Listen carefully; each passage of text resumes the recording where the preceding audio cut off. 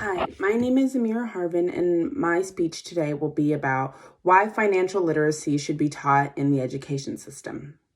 So, to start, when thinking about your grade school education, do you ever feel like you were truly prepared for the harsh reality of finances as an adult?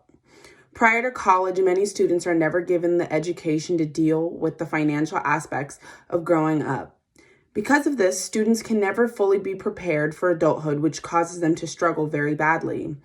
It is important that students learn financial literacy in school to help them avoid heavy debts in college so they are able to pay bills and understand how to do their taxes, and to teach them how to build financial wealth for their futures. One type of debt many Americans, regardless of age, still face is the heavy debt of student loans. Every year, school becomes more expensive, which in turn means that those who cannot afford to pay full tuition end up applying for the financial help that they need. And due to this day and age, advanced education is normally what you'll need to progress farther in the workforce. According to an article done by CNBC about this, why the student loan debt has reached $1.6 trillion this year, student debt continues to grow due to the constant growth of technology. With a constant evolving and advanced world, people need to keep up, which means they need higher degrees to stay competitive. The article noted that although the debt crisis is a matter of fact a horrible situation, with so much economic trouble that has started because of the coronavirus pandemic, it only seems to worsen. There was a statement about the 2008 economic recession that read, "Since then, the cost of the four-year college degree has increased by 25%, and student debt has increased by 107%. The overwhelming growth of student debt never seems to become smaller, but only a larger problem for too many Americans alone. If students were given some background in school as to what they should expect from applying for student loans, or even knowing how damaging they can be to someone's credit, they probably would have decided to do more research and thought more thoroughly into the process. And instead of finding themselves in a deeper hole than they would have thought they would have been in 4 years ago when they originally applied. Not only is it important that students know how to avoid heavy debts, they should know and understand how their bills and taxes will work someday. Every young person that begins in the work field has a W-2 they must fill out before getting hired. Just because they have a W-2 doesn't mean they understand all the other forms of taxes and bills they're going to eventually have to pay. When their paychecks finally come in, they don't understand why there's pay cuts and deductions from different places and areas, but it's fair that they should understand those.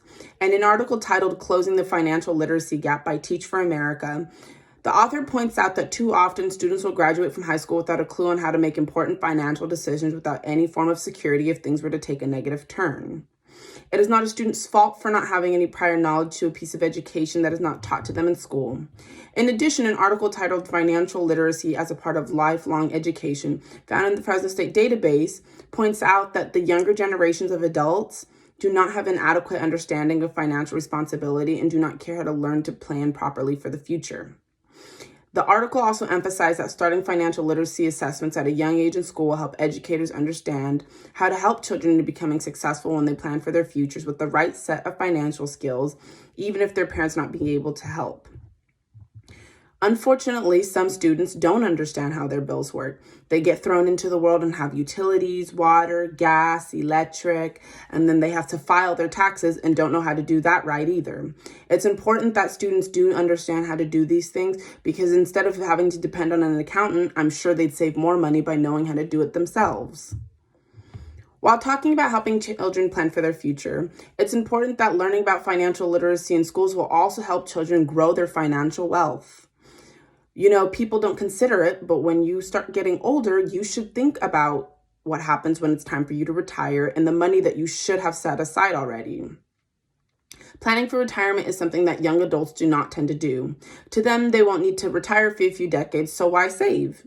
The importance of saving for retirement and building your wealth is really not just for you, but even for your future children and possibly grandchildren.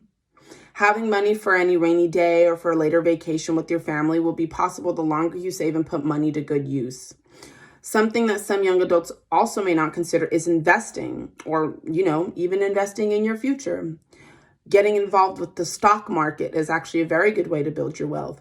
It can be risky, and there are lots of challenges that come along with it. But knowing that you've put your money somewhere where you know it'll grow over time and sometimes decline is a safer route than just putting it all in your bank account and hoping you don't touch it or hoping nothing goes wrong. In an article done by Forbes magazine on why personal finance should be taught in school, the author points out that once kids turn 18, they're thrown into the real world where their financial decisions could pan out the rest of their lives. Because of the lack of knowledge, they're unaware of how to make good choices and invest in places they probably shouldn't. One thing a lot of students tend to do once they start college is open credit cards. Credit card companies love when students open credit cards because the APR, or the annual pay rate, is very expensive. If you miss a payment, you have to pay a certain percentage of that every time you do. Students aren't aware of that and don't have that knowledge, so they end up not only being in student loan debt, but also credit card debt. These debts will continue to grow the less students know, and it's not their fault that they don't know. Although there are many upsides to the education of financial responsibility, there are downsides to education of it as well. One issue that some people see with teaching financial literacy in schools is that teachers are not qualified or feel as if they do not have the proper knowledge to pass on to students.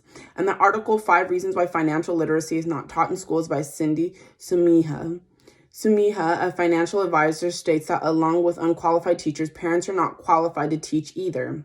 Their education only extends so far, but with such a complex subject, everyone's interpretations and ideas on how to be smart with your money vary. However, despite this, that does not mean schools should not try to teach it anyways. The older you get, the more you see how education has changed for the younger generations so that they understand their constant changing world. But thinking that it is not possible to teach it in school because of underqualified staff is simply not an excuse.